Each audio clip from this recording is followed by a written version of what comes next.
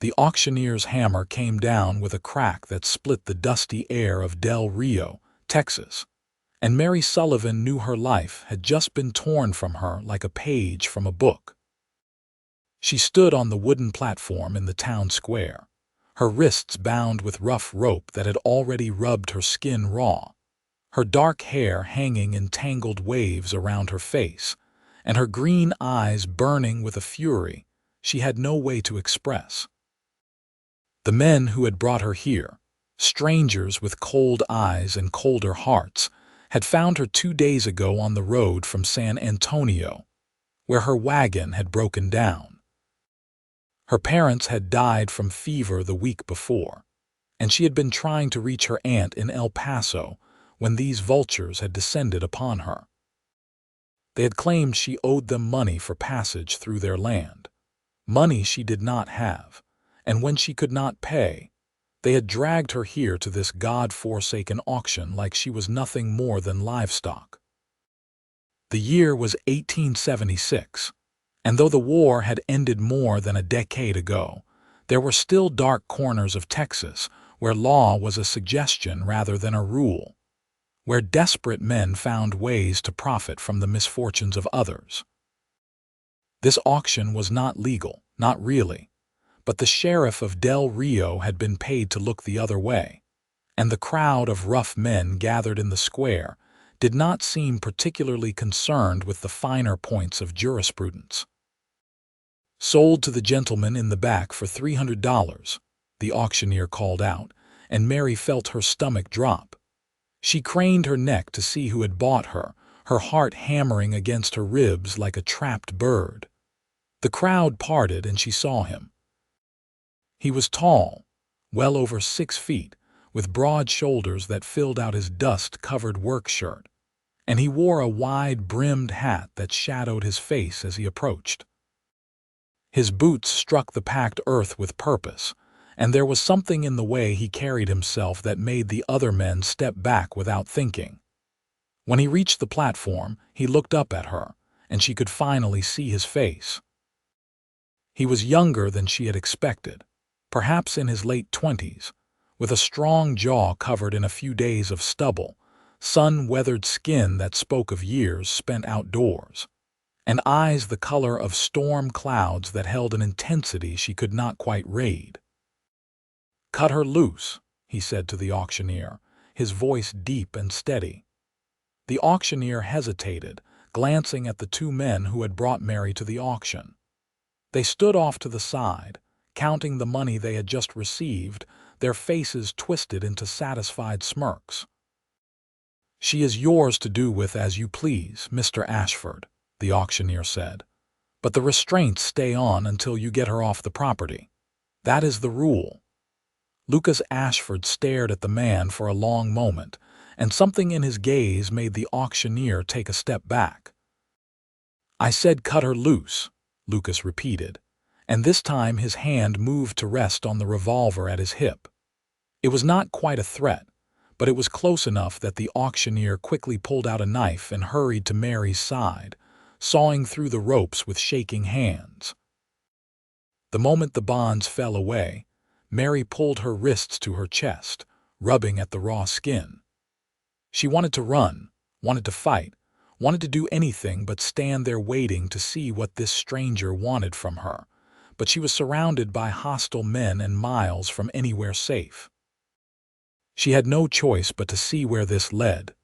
Lucas climbed onto the platform with an easy grace and stood beside her, and for the first time, she realized just how much taller he was than her. She was not a small woman, standing at about 5 feet 6 inches, but he towered over her. He removed his hat, revealing dark hair that was slightly too long and fell across his forehead, and he looked at her with an expression she could not decipher. "Can you ride?" he asked. "Yes," Mary said, her voice coming out stronger than she felt. She would not show fear, not to him, not to any of them. "Good. Come with me." He turned and walked toward the edge of the platform, clearly expecting her to follow. Mary glanced around at the dispersing crowd, at the men who had sold her counting their blood money, at the auctioneer who was already calling for the next lot, and she made a decision. This stranger had paid for her freedom, or at least her removal from this platform, and whatever came next could not be worse than being left to the mercy of this crowd. She followed him down the steps and across the square to where several horses were tied to a hitching post. He stopped beside a large bay gelding and a smaller sorrel mare, and he began checking the mare's saddle with practiced efficiency. "This is Copper," he said, patting the mare's neck. "She is gentle, and she will not throw you unless you give her reason. We have about a 3-hour ride to my ranch, and I would prefer to get there before dark. Can you manage that?" "I can manage," Mary said, lifting her chin. "But I need to know what you intend to do with me." Lucas paused in his work and turned to face her fully. Up close, she could see that his eyes were not just gray but had flecks of blue in them, like sunlight breaking through storm clouds.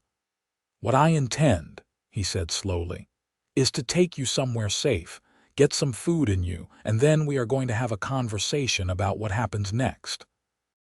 But that conversation is not happening here in the middle of town where every snake in Del Rio can listen in."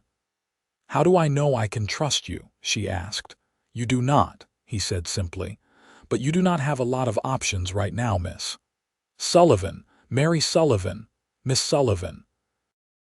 I am Lucas Ashford. I own a cattle ranch about 15 miles north of here. I have a housekeeper named Mrs. Chen who will see to your needs when we arrive. You have my word that no harm will come to you under my roof." "The word of a man who just bought another human being at an auction," Mary said, unable to keep the bitterness from her voice. Something flickered across Lucas's face, something that might have been pain or anger or both. "Yes," he said quietly. "The word of a man who just did that. I know how it looks, Miss Sullivan. But I also know that if I had not bought you, someone else would have, and I guarantee you would not have liked where you ended up. Now, we can stand here debating the morality of the situation while the sun goes down and the temperature drops, or you can get on that horse and let me take you somewhere warm and safe. Your choice." Mary looked into his eyes, searching for any sign of deception, any hint of the cruelty she had seen in the faces of the men who had brought her here. She found none. What she saw instead was a bone-deep weariness and something else, something that looked almost like regret. She did not trust him, not yet, but she believed that he was telling the truth about his intentions, at least for now. "All right," she said. "I will come with you, but if you try anything, I will fight you with everything I have." "I would expect nothing less," Lucas said, and there might have been the ghost of a smile at the corner of his mouth. He helped her mount Copper, and she was grateful that he did not linger or touch her more than necessary. He swung onto his own horse with the ease of someone who had been riding since childhood, and together they rode out of Del Rio as the sun began its descent toward the horizon. They rode in silence for the first hour, following a well-worn trail that cut through the scrubland of southern Texas. The landscape was harsh and beautiful in equal measure, all red earth and tough grass and scattered mesquite trees that had learned to survive on almost nothing. Mary had always loved this land, had always felt a connection to its wild, untamed nature. But now it felt different somehow, as if the events of the past few days had changed the way she saw everything. She watched Lucas as they rode, trying to understand what kind of man he was. He sat his horse with the confidence of someone completely at home in the saddle, his posture relaxed but alert, his eyes constantly scanning the horizon. He had not tried to make conversation, had not pressed her with questions, had simply led the way and let her be. There was something almost respectful about that, about giving her space after what she had just endured. "How did you know about the auction?" she asked finally, breaking the silence. Lucas glanced at her, and she could see him considering his answer. "Word travels fast in these parts," he said. "I was in town buying supplies when I heard some men talking about it. They said a young woman was being sold, that she had no family and no one to speak for her. I do not hold with that kind of thing, never have, so I went to see if there was anything I could do." "You could have gone to the sheriff," Mary pointed out. "The sheriff in Del Rio is on the take," Lucas said bluntly. "He would not have helped. Sometimes the only way to stop something bad from happening is to get in the middle of it, consequences be damned." "So you bought me," Mary said. $300. That is what my freedom is worth." Lucas was quiet for a long moment, and when he spoke, his voice was tight with controlled emotion. "Your freedom is not worth $300, Miss Sullivan. Your freedom is not worth any amount of money because it should never have been for sale in the first place. But in that moment, in that town square, $300 was the price to get you away from those men and away from whoever else might have bought you. So yes, I paid it. And I would pay it again if I had to." Mary felt something shift in her chest, some of the hard, defensive anger loosening just a fraction. "Why?" she asked softly. "Why would you do that for a stranger?" He turned to look at her fully, and the intensity in his eyes made her breath catch. "Because it was the right thing to do," he said simply. "And because I know what it is like to feel powerless, to be at the mercy of people who see you as nothing more than a means to an end. I would not wish that on anyone." They rode on as the sun painted the sky in shades of orange and pink, and Mary found herself thinking about Lucas Ashford's words. There was a story there, she could sense it, pain buried deep beneath his calm exterior.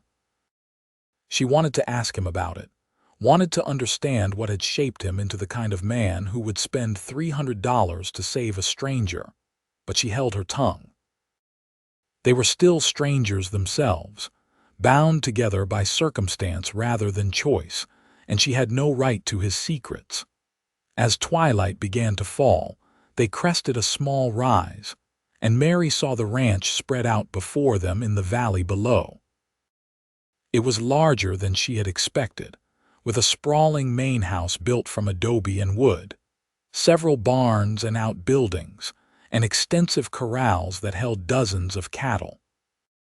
Smoke rose from the chimney of the main house, and warm light glowed in the windows, promising comfort and safety after the horrors of the past 2 days. "Welcome to the Ashford Ranch," Lucas said, and there was a note of pride in his voice that had not been there before. "It is not much, but it is home."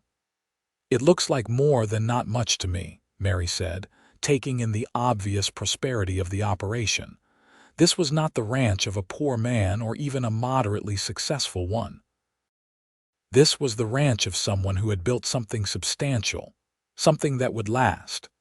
They rode down the slope and into the ranch yard, and immediately a small, older Chinese woman came hurrying out of the house, wiping her hands on her apron.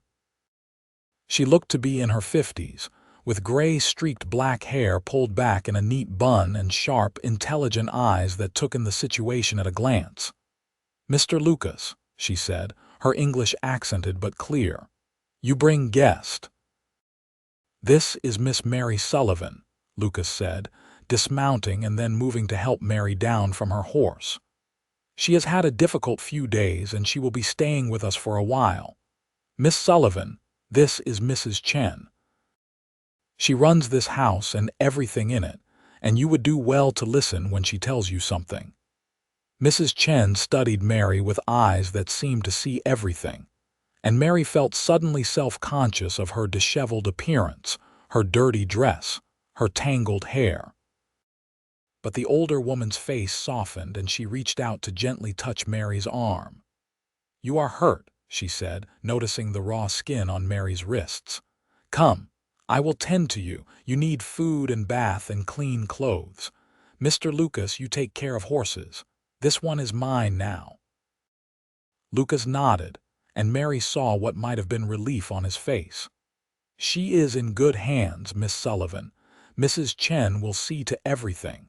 I will check on you after I have finished with the horses." Before Mary could respond, Mrs. Chen had taken her by the arm and was leading her into the house, chattering about warm water and clean bandages, and the vegetable soup that was simmering on the stove. Mary let herself be led, too exhausted to resist, and as they crossed the threshold into the warm, lamp-lit interior of the ranch house, she felt something inside her finally begin to relax, just the smallest bit. The house was beautifully furnished, with handmade furniture that showed quality craftsmanship and woven rugs that covered the wooden floors. There were books on shelves, paintings on the walls, and everywhere she looked, she saw signs of a life well lived, of a home rather than just a place to sleep. Mrs. Chen led her down a hallway and into a bedroom that was larger than any Mary had ever slept in, with a real bed covered in a colorful quilt, a dresser with a mirror, and a washstand with a basin and pitcher. "You sit," Mrs. Chen commanded, pointing to the bed. "I bring water and supplies." "You do not move." Mary sat, and as soon as she was off her feet, the full weight of exhaustion crashed over her. She wanted to cry, wanted to scream, wanted to do something to release the terror and anger and grief that had been building inside her since those men had grabbed her on the road. But she was too tired even for that, so she just sat there, staring at her hands, at the rope burns on her wrists, at the dirt under her fingernails that was all that remained of her old life. Mrs. Chen returned quickly with a basin of warm water, clean cloths, and a tin of salve. She settled herself on the bed next to Mary and began gently cleaning the wounds on her wrists, her touch as light as a bird. "You are brave, girl," she said quietly. "I see it in your eyes. You have been through bad things, but you are still here. That takes strength." "I do not feel strong," Mary whispered, the words escaping before she could stop them. "I feel like I am falling apart." "Sometimes falling apart is how we put ourselves back together better than before," Mrs. Chen said, applying the salve with careful fingers. "You are safe now. Mr. Lucas is a good man. He will not hurt you, he will protect you." "Why?" Mary asked, looking up at the older woman. "Why is he doing this?" Mrs. Chen finished wrapping Mary's wrists with clean bandages and sat back, her expression thoughtful. "Mr. Lucas lost his family when he was a young man," she said. "His parents and his sister. They were killed by bad men who wanted their land. He was only 20 years old and he could not save them. Since then, he cannot stand by when someone is in trouble. He must help. It is in his nature, deep in his bones. So when he heard about you, about what was happening, he could not walk away. He never can." Mary felt tears prick at her eyes, and this time she did not try to stop them. They rolled down her cheeks, hot and cleansing, washing away some of the fear and anger.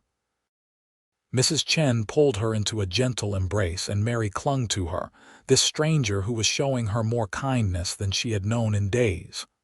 "Cry all you need," Mrs. Chen murmured. "Tears are not weakness. They are healing.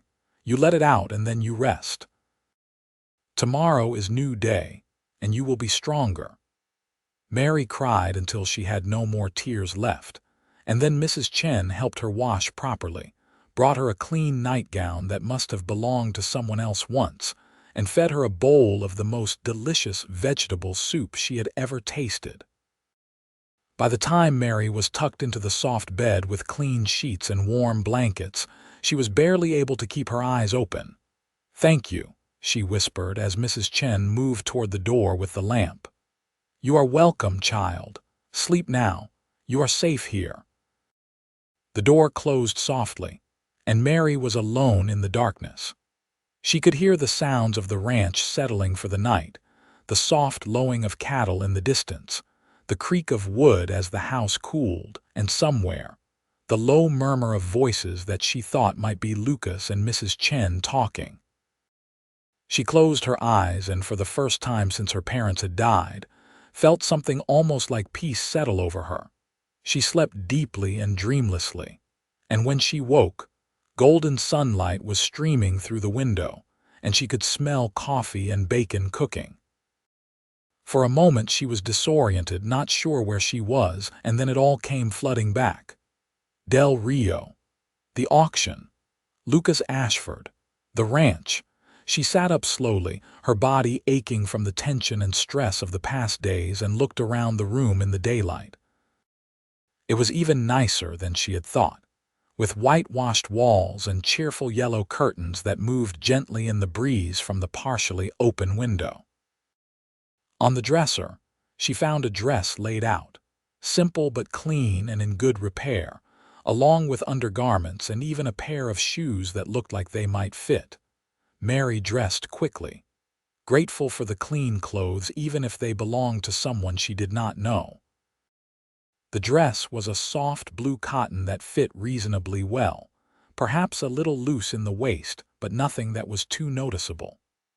She braided her hair as best she could without a brush and ventured out of the bedroom, following the sounds and smells toward what she assumed was the kitchen. She found Lucas and Mrs. Chen seated at a large wooden table in a bright, airy kitchen, plates of food in front of them and steaming mugs of coffee at their elbows. They both looked up when she entered, and Lucas immediately stood, his chair scraping against the floor. "Miss Sullivan," he said, "I hope you slept well. Please sit. Mrs. Chen has made enough breakfast to feed an army as usual." Mary took the seat he indicated, and Mrs. Chen immediately placed a plate in front of her piled high with bacon, eggs, fried potatoes, and biscuits. Her stomach growled embarrassingly loud, and she realized she could not remember the last real meal she had eaten. "Eat," Mrs. Chen commanded. "You are too thin. We will fix that." Mary ate, and it was the best breakfast she had ever tasted, each bite like a small piece of heaven. She could feel Lucas watching her, but he did not speak until she had finished and Mrs. Chen had refilled her coffee cup. "We need to talk about your situation," Lucas said gently. "I know you probably do not want to discuss it, but we need to figure out what comes next." Mary wrapped her hands around her coffee cup, drawing warmth from it. "I do not know what you mean. Those men sold me to you. As far as the law is concerned, I suppose I belong to you now." Lucas's jaw tightened, and he set down his cup with more force than necessary. "No," he said firmly. "That is not how this works. That is not how any of this works. What happened in Del Rio was illegal and immoral, and I will not be a party to it. So let me be very clear, Miss Sullivan. You belong to no one but yourself now." The words hung in the air between them, and Mary felt something break open inside her chest, some tight knot of fear and despair that she had been carrying since those men had grabbed her on the road. "What?" she whispered. Lucas leaned forward, his gray-blue eyes intense and sincere. "You are not property. You are not owned. You are a free woman, and you have every right to make your own choices about your life. I brought you here because it was the only way I could get you away from that situation safely, but that does not mean you owe me anything. You are free to leave whenever you wish. I will take you wherever you want to go, give you money to start over, write you a letter of reference if you need employment, whatever you need. But you are not beholden to me or to anyone else." Mary stared at him, her eyes filling with tears for the second time in less than 12 hours. "I do not understand," she said, her voice shaking. "Men do not do things like this. Men do not help without expecting something in return." "Some men do not," Lucas agreed quietly, "but I do. And I am not asking for anything from you, except that you believe me when I tell you that you are safe here, that you have time to figure out what you want to do next, and that no one will ever force you into anything again. Not while I am alive to prevent it. Mrs. Chen reached over and patted Mary's hand. "He means it," she said. "Every word. Mr. Lucas is most stubborn man I know when he decides something is right. You are under his protection now, which means you are under this house's protection. No one will touch you. No one will harm you. You have time to heal and to think." Mary could not stop the tears now. They came in great, gasping sobs that shook her whole body, and she buried her face in her hands, overwhelmed by the kindness of these strangers, by the impossible gift they were offering her. Freedom, choice, safety. Things she had thought were lost forever. She felt Lucas move closer, felt him hesitate, and then his hand came to rest gently on her shoulder, a gesture of comfort rather than control. "It is all right," he said softly. "Let it out. You have every right to cry after what you have been through. Take all the time you need." When the storm of tears finally passed, Mary looked up at Lucas through swollen eyes and saw only compassion and understanding in his face. "Thank you," she said, her voice rough. "I do not know what else to say except thank you. You have given me my life back." "You never lost it," Lucas said. "Those men tried to take it, but they failed. You are still here, still strong, still yourself. I just helped you get away from them. That is all." "That is not all, and you know it," Mary said, wiping her eyes with the back of her hand. "You did not have to do what you did. Most people would have walked away, would have decided it was not their problem. But you did not." "Why?" Lucas was quiet for a long moment, his hand still resting on her shoulder, and when he spoke, his voice was heavy with old pain. "Because 6 years ago, I watched my family die, and I was powerless to stop it. Men came to our ranch, men who wanted our land and did not care who they had to kill to get it. They shot my father and my mother right in front of me, and when my sister tried to run, they shot her too.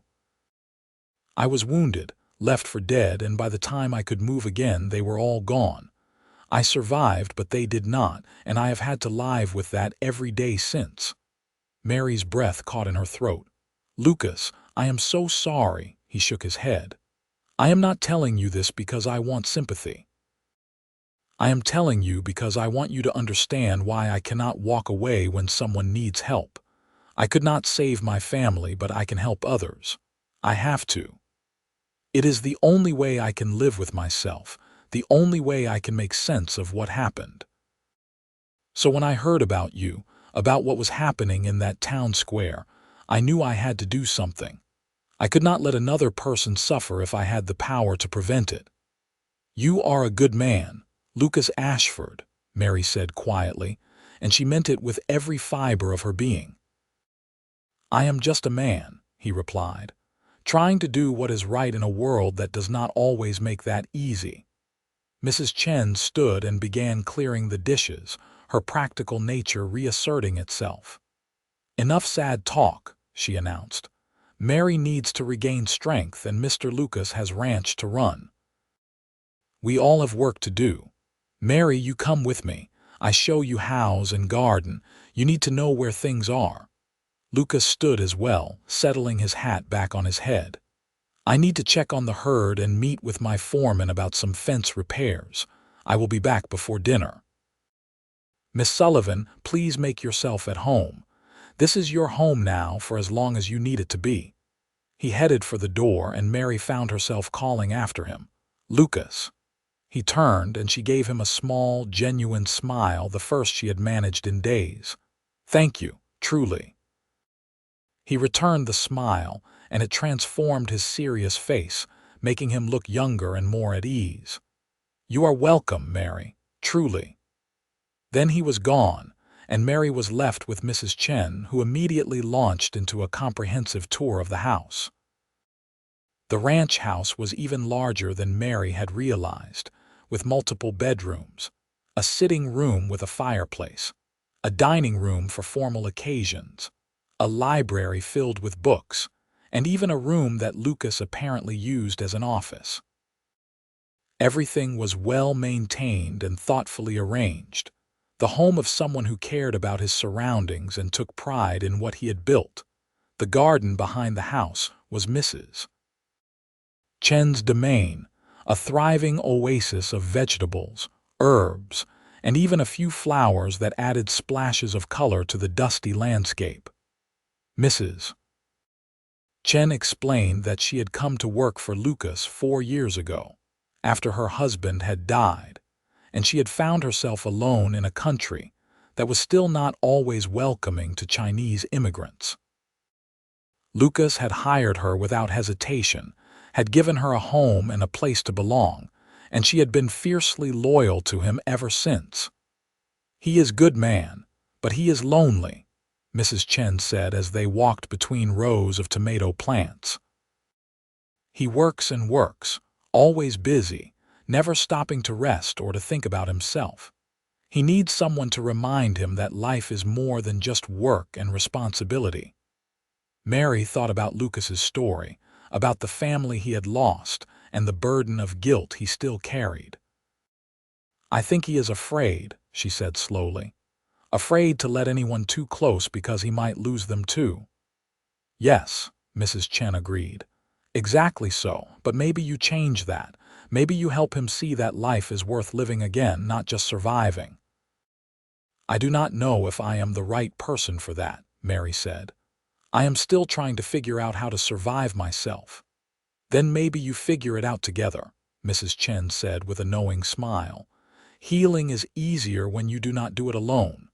The days began to fall into a pattern. Mary woke each morning to the sounds of the ranch coming to life, helped Mrs. Chen with cooking and cleaning and garden work, and slowly began to feel like herself again. Her wrists healed, the bruises faded, and the constant tension that had gripped her since her parents' death began to ease. She explored the ranch when Lucas was working, met his foreman Tom and the handful of ranch hands who worked the cattle, and learned about the rhythms of ranch life. Lucas was respectful and kind, but kept a certain distance, as if he was afraid of overwhelming her or making her uncomfortable. They shared meals together, talked about safe, impersonal topics like the weather and the cattle market, and carefully avoided anything too deep or too personal. It was a polite dance, both of them circling around the connection that was forming between them, neither quite ready to acknowledge it. But Mary found herself watching him when he did not know she was looking, noticing the way he was gentle with the horses, the way he treated his workers with respect, the way his face lit up when he talked about something he cared about.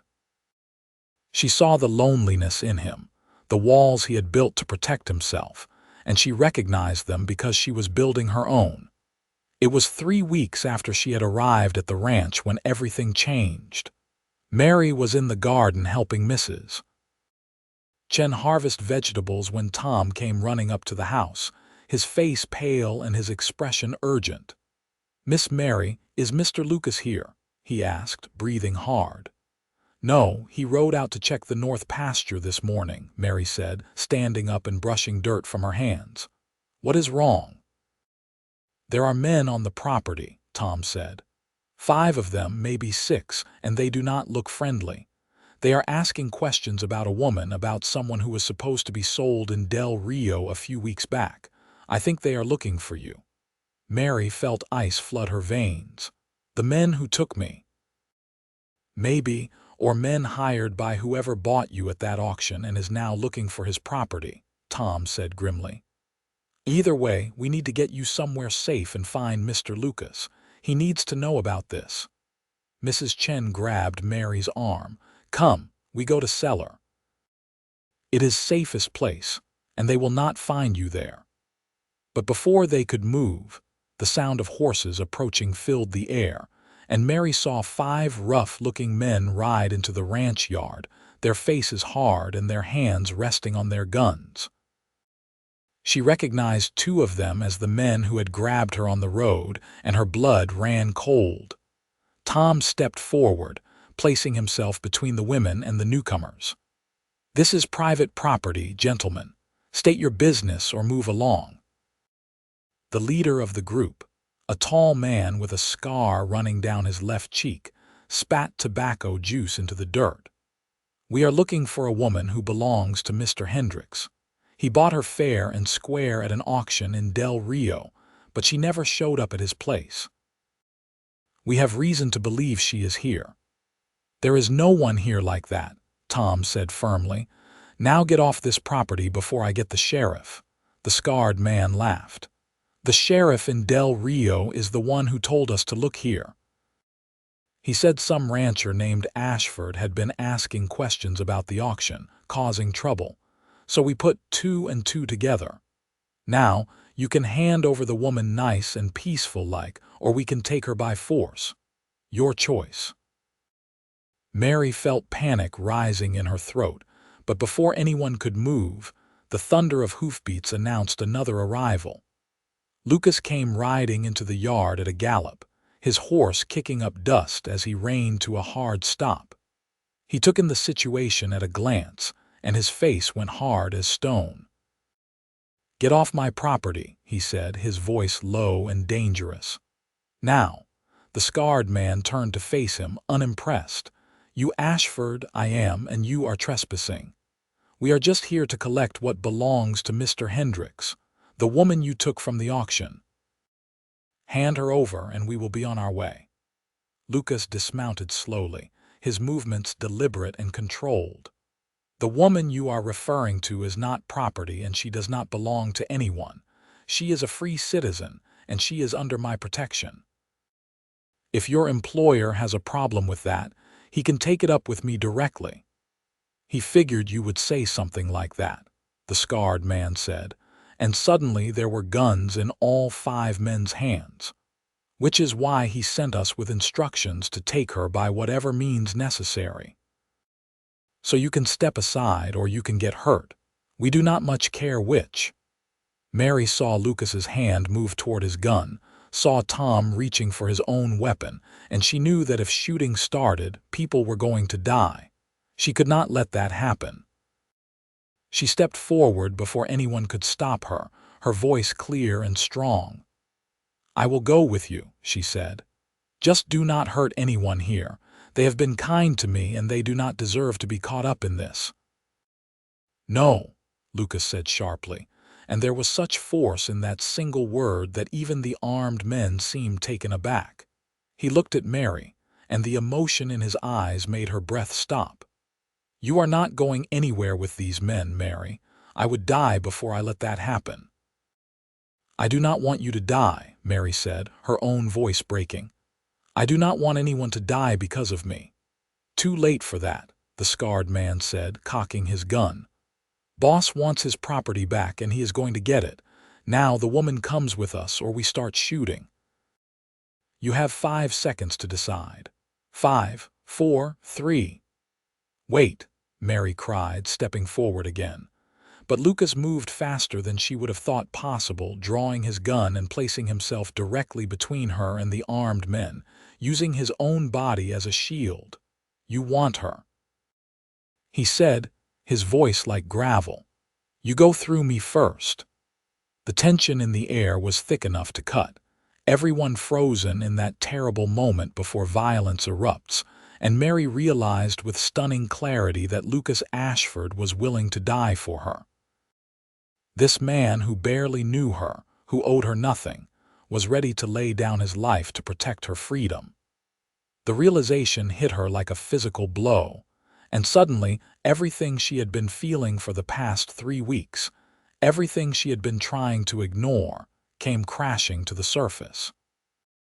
Before anyone could move, another voice rang out across the yard, sharp and commanding. "That is enough. Everyone lower your weapons right now, or I will arrest every last one of you for disturbing the peace." Mary turned to see a new figure riding into the yard, a man in his 50s wearing a marshal's badge and carrying himself with the authority of someone used to being obeyed. He was followed by 2 deputies, both armed and looking ready for trouble. The scarred man cursed under his breath but lowered his gun, and his companions followed suit. Lucas kept his weapon trained on them, not willing to trust them until the threat was completely neutralized. "Marshal Sawyer," Lucas said without taking his eyes off the intruders. "Good timing. I heard there was trouble brewing out here," the marshal said, dismounting and approaching the group with a stern expression. Tom sent his nephew into town earlier to alert me. Now, someone want to tell me what this is all about. These men are trying to kidnap Miss Sullivan, Lucas said flatly. They claim someone named Hendricks bought her at an illegal auction in Del Rio, and they are here to collect her like she is a horse or a cow. Marshal Sawyer's expression darkened. Is that so? Well, gentlemen, I have some news for you. That auction in Del Rio was illegal and is currently under investigation. The sheriff there is in custody, and we are looking for everyone involved in the operation. So if you participated in that auction, or are trying to enforce it now, you are committing a federal crime. The scarred man paled slightly. We were just doing a job. Hendricks hired us to retrieve his property. She is not property, Lucas said through gritted teeth. How many times do I have to say that? You do not have to say it again, Marshal Sawyer said calmly. Because you are absolutely right, Mr. Ashford. Miss Sullivan is not property, and this Hendricks character has no legal claim to her whatsoever. In fact, if he wants to avoid charges of attempted kidnapping and human trafficking, he would do well to forget he ever heard her name. He turned to the 5 men, his hand resting on his own gun. You boys have 2 choices. You can ride out of here right now, go back to your employer and tell him the deal is off. Or you can try to cause more trouble, in which case my deputies and I will be very happy to arrest you and let you explain yourselves to a judge. What is it going to be? The scarred man looked at his companions, then at Lucas, who still had not lowered his gun. This is not over, he said to Lucas. Hendricks is not the kind of man who lets things go. Then Hendricks can come see me himself, Lucas said coldly, and we will settle this like men, face to face.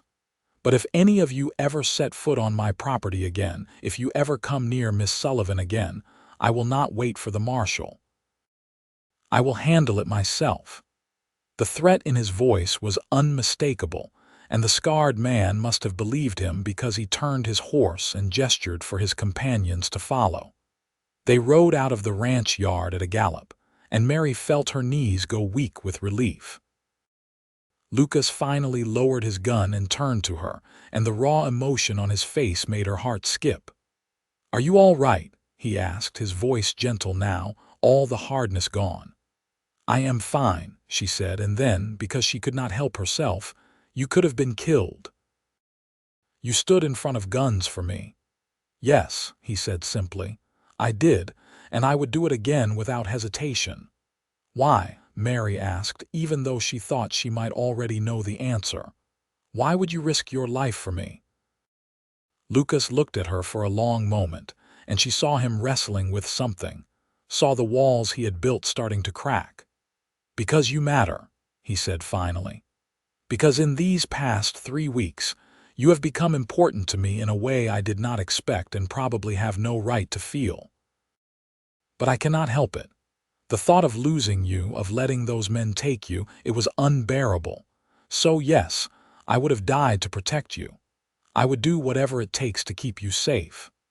Mary felt tears prick her eyes, but this time they were not tears of fear or pain. They were tears of something else entirely, something warm and overwhelming and terrifying in its intensity. Lucas, she whispered, I feel the same way. I have been trying to tell myself it is too soon and I barely know you, but I cannot help it either. You saved me, yes, but more than that, you showed me what kindness looks like. You showed me that there are still good people in the world. You gave me my life back, and I think somewhere along the way, I started falling in love with you. The words hung in the air between them, brave and vulnerable, and for a moment, Lucas just stared at her as if he could not quite believe what he had heard. Then he closed the distance between them in 2 long strides and took her face in his hands, and his touch was so gentle it made her want to cry again. Mary, he said, and her name on his lips was a prayer. I have been fighting this feeling since the day I brought you here. I kept telling myself it was too soon, that you needed time to heal, that I had no right to burden you with my feelings when you were still recovering from trauma.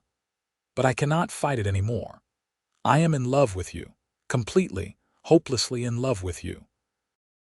And then he was kissing her, and Mary felt the world fall away until there was nothing but the two of them.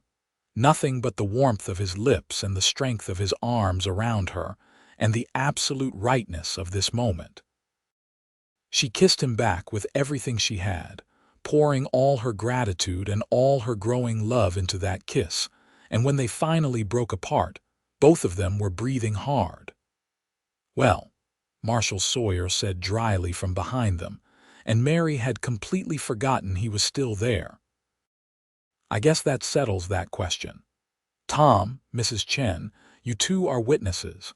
These two are clearly courting now, which gives Ashford even more legal standing to protect Miss Sullivan if anyone else comes sniffing around." Mrs. Chen was grinning widely, looking immensely pleased with herself. "I tell you," she said to Tom, "I tell you they fall in love. I know these things." Tom laughed, looking relieved that the crisis had passed without bloodshed. "You did indeed, Mrs. Chen. You called it from day one." Lucas kept his arm around Mary's shoulders, as if he could not quite bear to let her go. "Marshal, what about this Hendricks character? Is he really going to be a problem?" "Let me handle Hendricks," Marshal Sawyer said. "I will pay him a visit, explain the legal situation, and make it very clear that pursuing Miss Sullivan any further would be extremely unwise.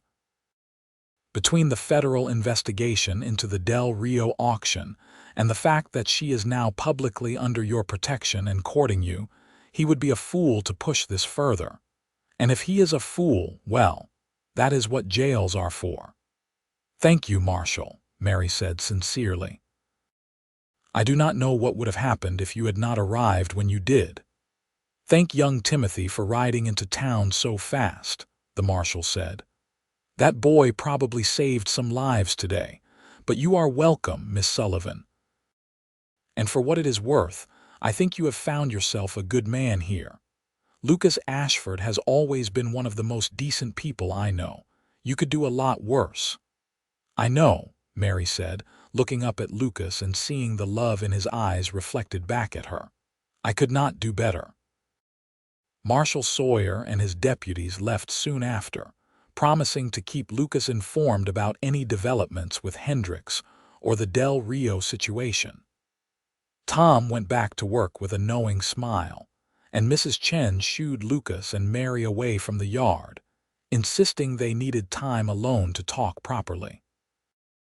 They walked to a small rise behind the house where there was a bench under a sprawling oak tree, a place that Lucas said was his favorite spot on the ranch.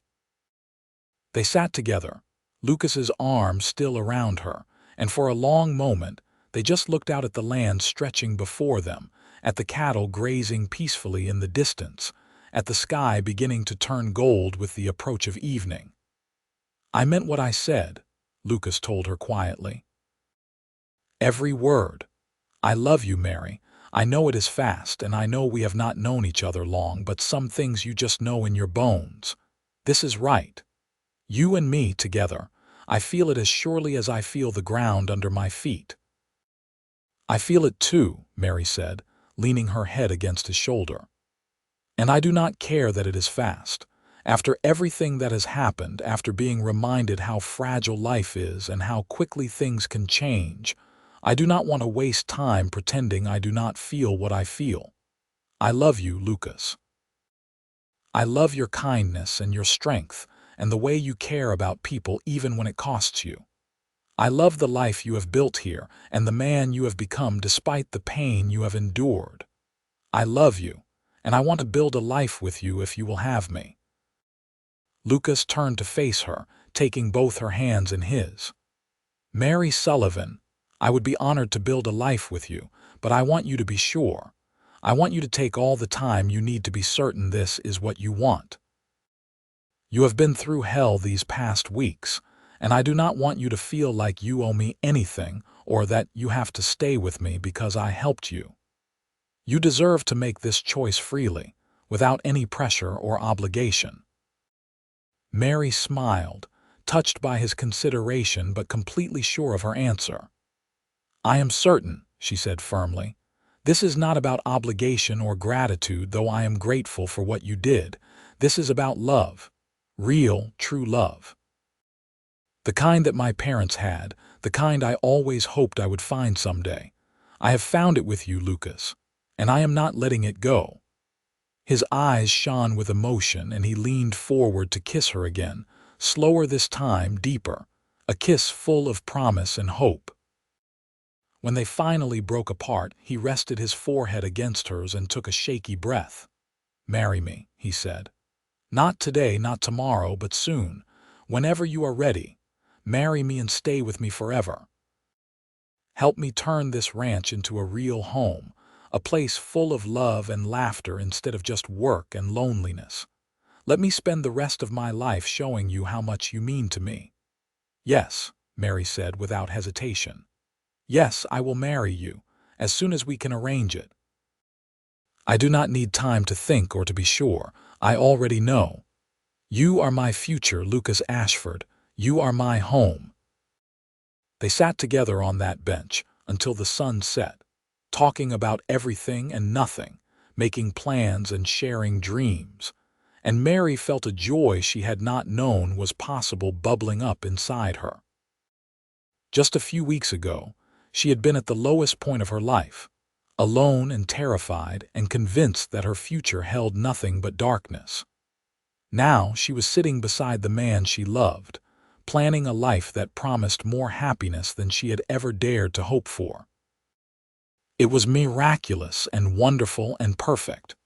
True to his word, Marshall Sawyer dealt with Hendricks, and word came back within a week that the man had decided to cut his losses and abandon any claim to Mary. The investigation into the Del Rio auction resulted in several arrests, and the sheriff was removed from office and charged with corruption and complicity in human trafficking. Mary gave her testimony to the federal investigators, and though it was painful to relive those events, she felt a sense of satisfaction knowing that her statement would help ensure that no one else suffered the same fate. Lucas had suggested a long engagement to give Mary time to fully recover and adjust to her new life, but Mary would have none of it.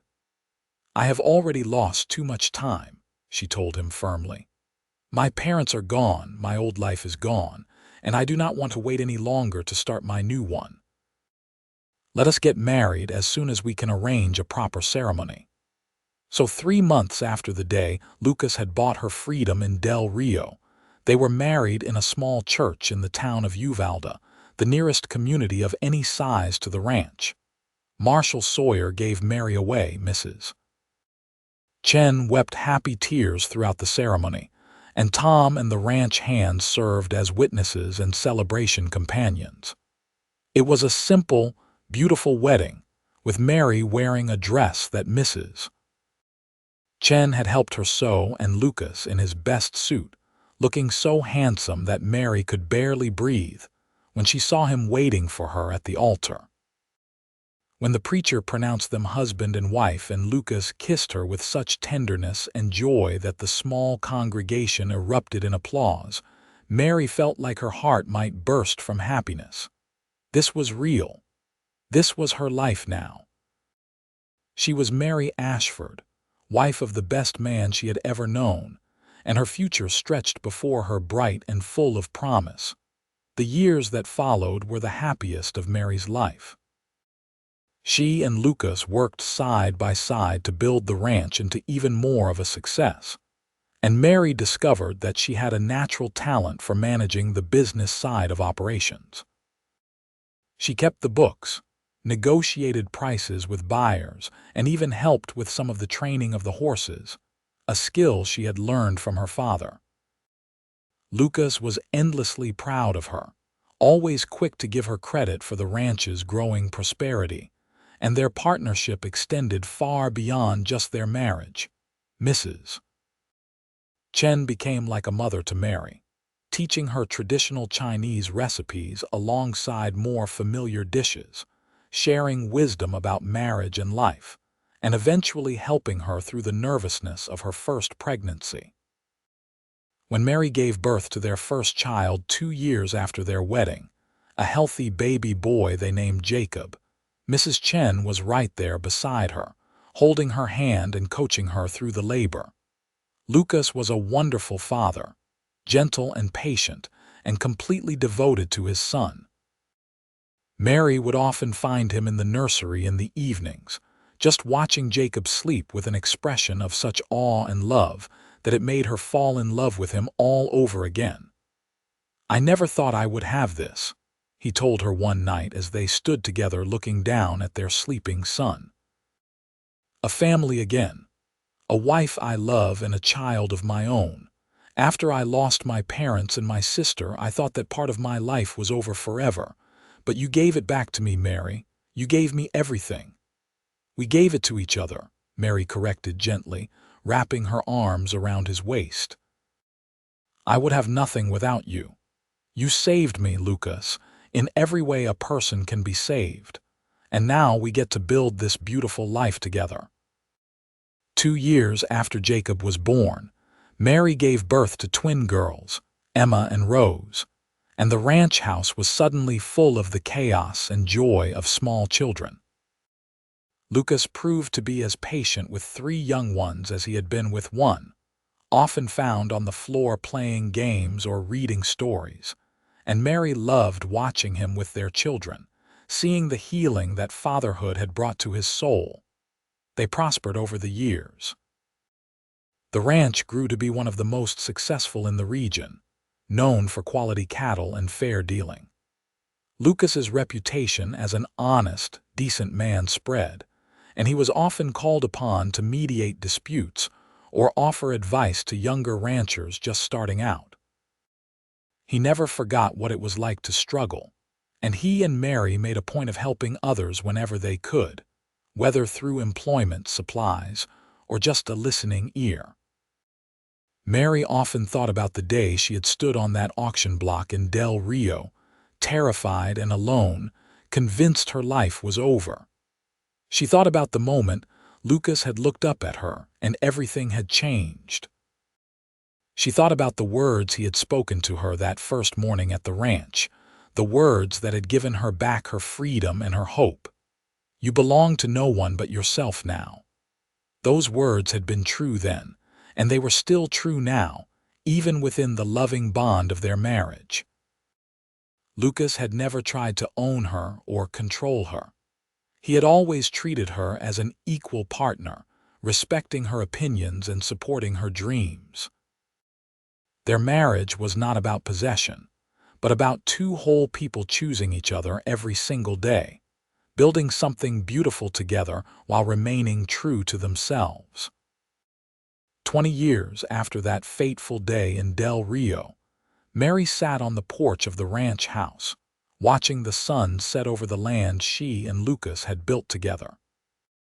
Their children were grown now, Jacob working the ranch alongside his father and talking about starting his own family, the twins off at school in Austin preparing for their own futures.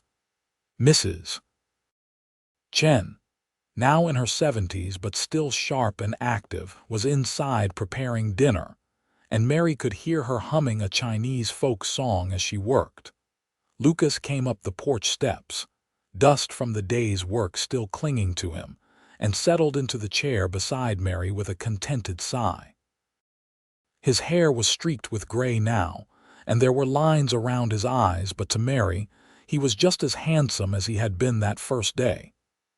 "Good day," she asked, reaching over to take his hand. "Every day with you is a good day," he said, smiling at her with the warmth that had never dimmed in all their years together. But yes, it was productive. Jacob and I finished the repairs on the south fence, and we saw that young mare finally accept a saddle. She is going to be something special once we finish training her. Like her owner, Mary teased, and Lucas laughed. "I was thinking about something today," he said, his tone turning more serious. "About the day we met. About what could have happened if things had gone differently, if I had not been in town that day or if I had walked away instead of going to that auction." "But you did not walk away," Mary said softly. "You never do when someone needs help. It is one of the things I love most about you." "I almost lost you before I ever really knew you," Lucas continued. "When those men came here with their guns, trying to take you back, I realized that losing you would destroy me more thoroughly than losing my first family had. Because I chose you, Mary. I chose to love you, chose to make you my wife, chose to build this life with you. And that choice has been the best thing I ever did." Mary felt tears prick her eyes, still moved by his words even after all these years. "I chose you too," she said. "Every day since that morning when you told me I belonged to myself, I have been choosing you. And I will keep choosing you for as long as we both live." Lucas leaned over and kissed her, and it was sweet and familiar and still thrilling after 2 decades of marriage. When they broke apart, he kept her hand in his, their fingers intertwined the way their lives had become intertwined. "Thank you," he said quietly, "for saying yes, for staying, for loving me and building this family with me, for turning a lonely ranch into a home full of love and laughter. For everything, Mary. Thank you for everything." "The thanks are mutual," Mary replied, squeezing his hand. "You gave me my life back that day in Del Rio, and then you gave me a life better than I ever could have imagined. You gave me love and partnership and children and joy. You gave me a future when I thought I had none. I could never thank you enough for that." They sat together in comfortable silence as the last light faded from the sky and stars began to appear overhead. From inside the house, they could hear Mrs. Chen calling them for dinner, and they knew their peaceful moment was about to end, replaced by the pleasant bustle of a family meal. But for just a few more seconds, they sat there together, two people who had found each other in the darkest of circumstances and had built something beautiful from that beginning. Mary thought again of those words Lucas had spoken so long ago, the words that had changed everything. "You belong to no one but yourself now." She had belonged to herself then, and she still did. But she had also chosen to belong with Lucas, to share her life and her heart with him, and he had done the same. That was the gift they had given each other. Not ownership but partnership, not control but mutual respect and love. They had taken the worst moment of Mary's life and transformed it into the beginning of the best life either of them could have hoped for. As they stood and walked into the house together, ready to share another meal with their family, Mary sent up a silent prayer of gratitude for the twists of fate that had brought them together. She was grateful for the strength that had carried her through the darkness, grateful for the kindness of a man who had refused to stand by when someone needed help, and grateful for the love that had grown between them, steady and true and enduring. Their story had started with violence and fear, with the worst of what humanity could be. But it had become a story of hope and healing, of love conquering pain, of two broken people finding wholeness together. It was a story worth living, worth celebrating, worth remembering. And as Mary took her place at the dinner table surrounded by the family she and Lucas had created, she knew that their story was far from over.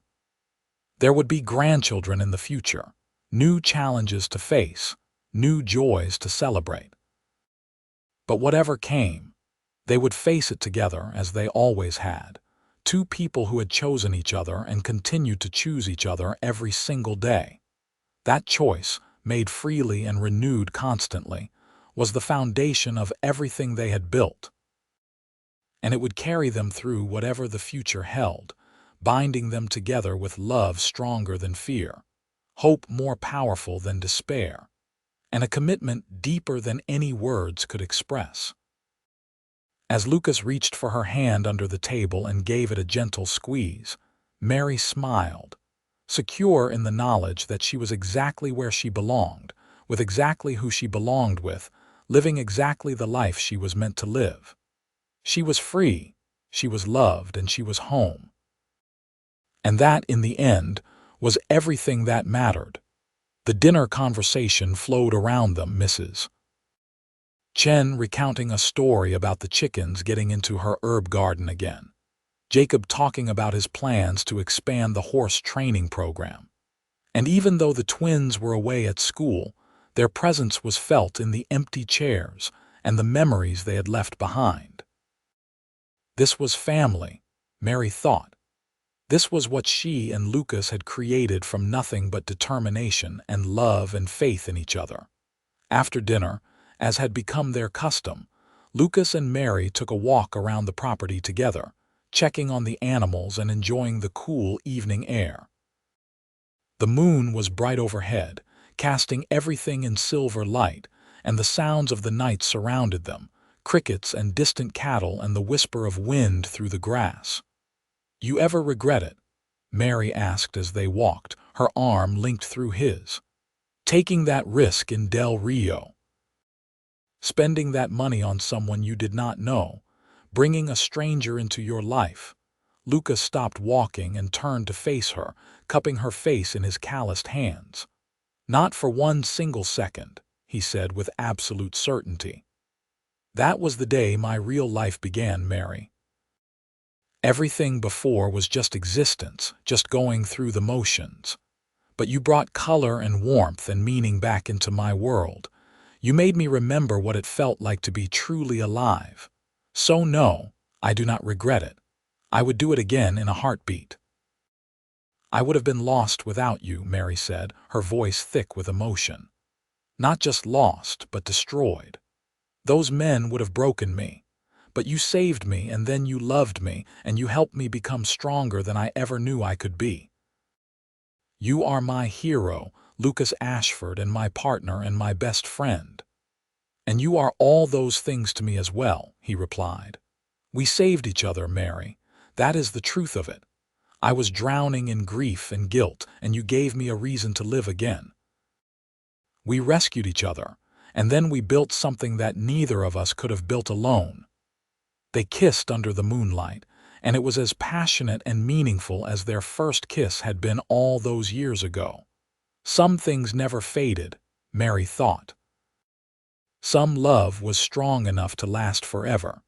As the years continued to pass, their love only deepened. They watched their children grow and start families of their own. Jacob married a sweet schoolteacher named Catherine, and they gave Mary and Lucas their first grandchildren, a boy and a girl who looked so much like Jacob had at that age that it made Mary's heart ache with joy. The twins eventually returned from school, Emma becoming a teacher herself, and Rose pursuing an interest in medicine that made her one of the first female doctors in the region. Both daughters married good men who loved them fiercely and treated them with respect, and they gave Mary and Lucas more grandchildren to spoil and love. Mrs. Chen lived to the impressive age of 82, remaining sharp and active until the very end. When she finally passed peacefully in her sleep, Mary and Lucas mourned her as they would have mourned a beloved mother. She had been a cornerstone of their family, and the ranch did not feel quite the same without her presence. They buried her on the property under a beautiful oak tree, and Mary made sure that fresh flowers graced her grave every week, a small tribute to the woman who had shown her such kindness when she needed it most. The ranch continued to prosper under Jacob's management, allowing Lucas and Mary to step back a bit and enjoy their later years together. They traveled some, visiting the twins and their families, exploring parts of Texas they had never seen, and even making a trip to California that Mary had always dreamed about. But they always returned to the ranch, to the home they had built, because that was where their hearts were. On their 30th wedding anniversary, Lucas arranged a surprise party with all their children and grandchildren present. The ranch house was filled with 3 generations of the family they had created. And as Mary looked around at all those beloved faces, she was overwhelmed with gratitude for the life she had been given. Lucas gave a toast during the dinner, standing at the head of the table with Mary beside him, and his words were simple but profound. 30 years ago, I married the woman who saved my life. She may think I saved hers, but the truth is we saved each other. Mary, you have been my partner, my lover, my best friend, and my greatest blessing. You have given me a family, a home, and a reason to wake up every morning with gratitude in my heart. I love you more today than I did on our wedding day, and I will love you more tomorrow than I do today. Thank you for saying yes. Thank you for staying. Thank you for being you. Mary could not speak past the lump in her throat, so she simply stood and kissed him while their family cheered and applauded.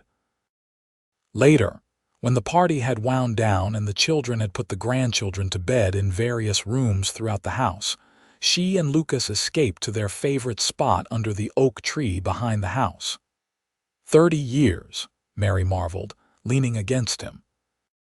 It feels like both forever and no time at all.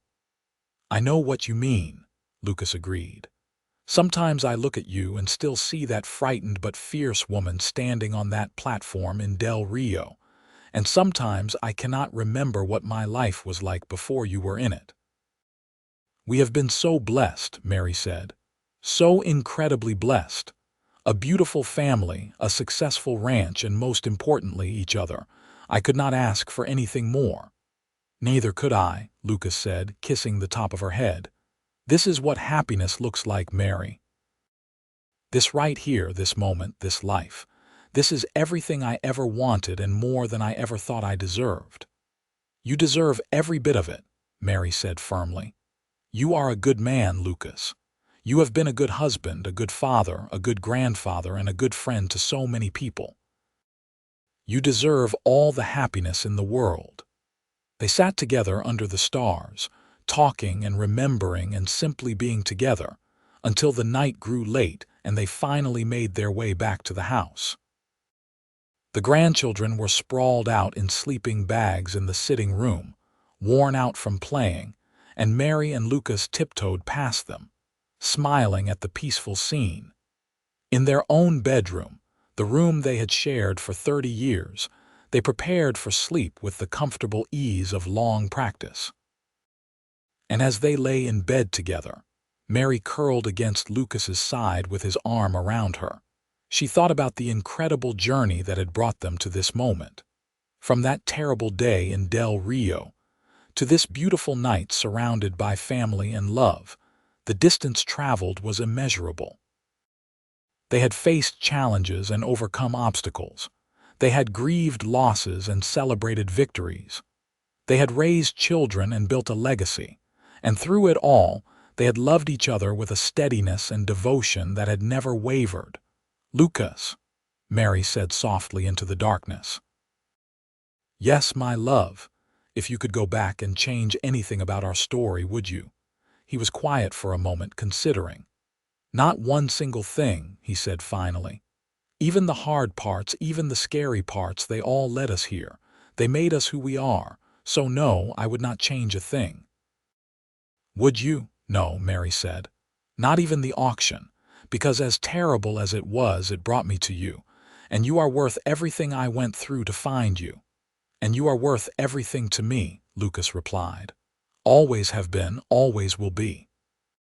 They drifted off to sleep in each other's arms, and Mary's last thought before sleep claimed her was how grateful she was for second chances, for the kindness of strangers who became family, and for love that transformed lives. As Mary and Lucas grew older, their love became something that inspired everyone who knew them. Their grandchildren grew up watching their grandparents hold hands and steal kisses, seeing a model of what real, lasting love looked like.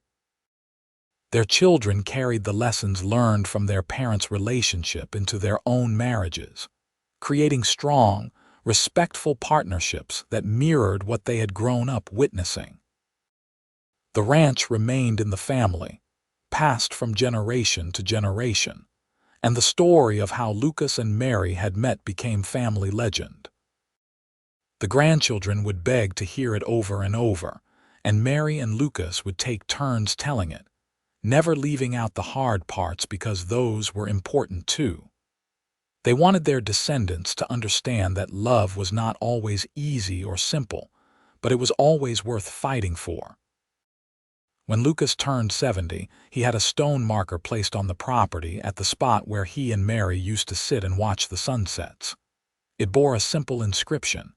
Here, love was born. Here, family was built. Here, two broken people became whole. It became a gathering place for the family, a reminder of their roots and the love story that had started it all.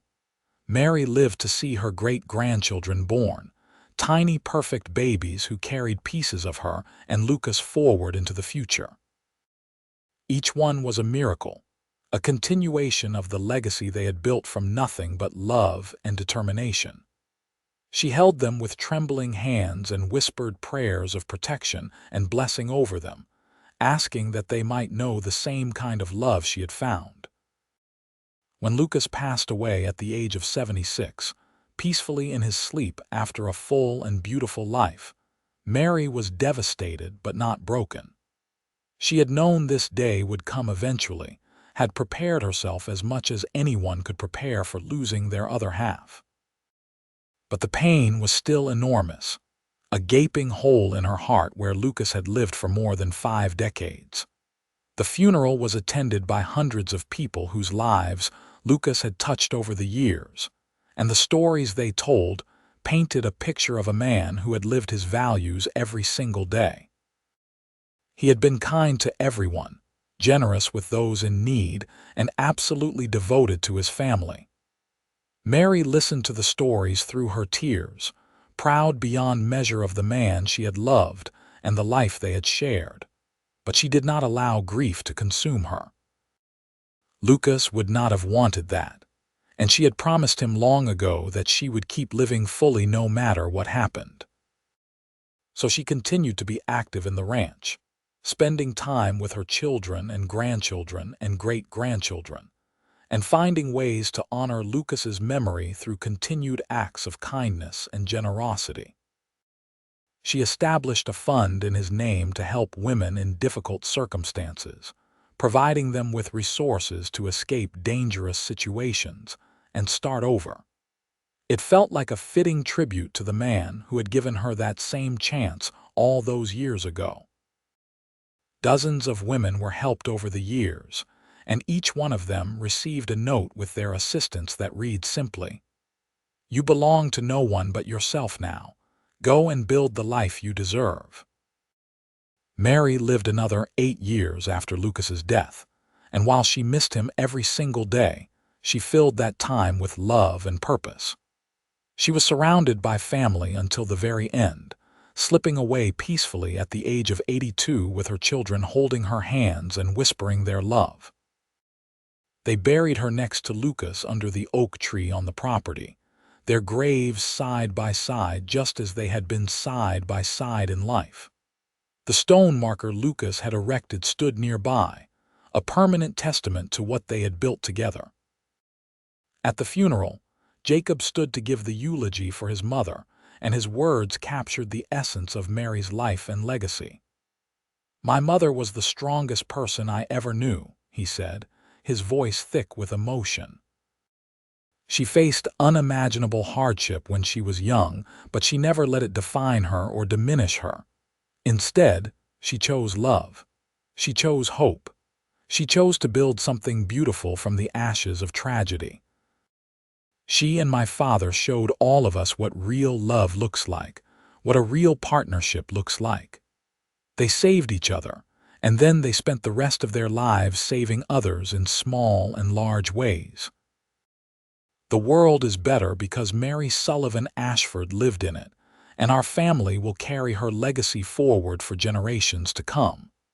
And they did.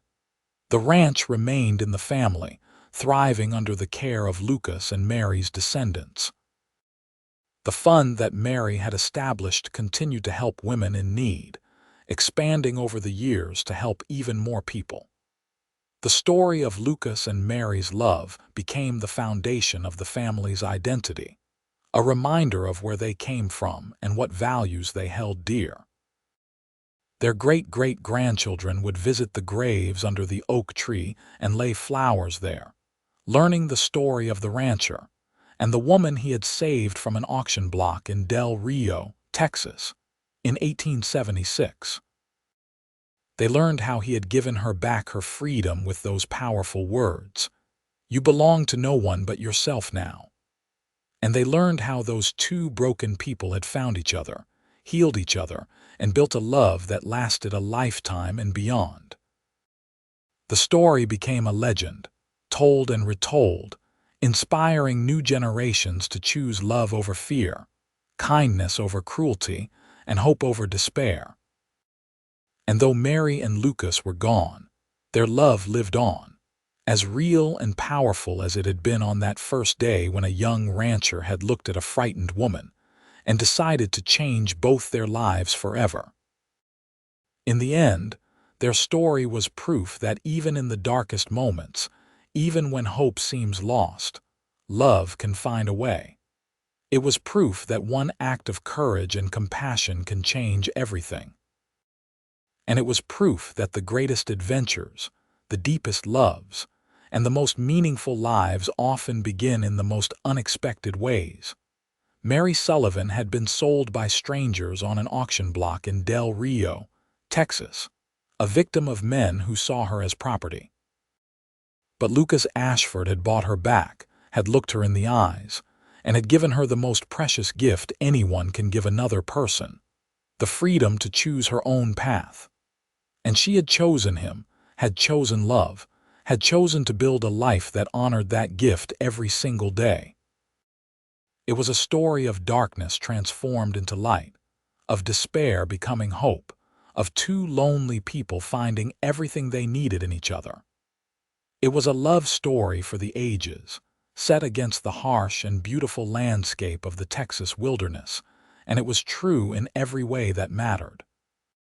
And so the legacy continued, generation after generation, each one carrying forward the lessons of courage, love, and human dignity that Lucas and Mary had embodied. The ranch prospered, the family grew, and the story lived on, a reminder that one moment of choice, one act of kindness, one declaration of love can echo through time and change the world.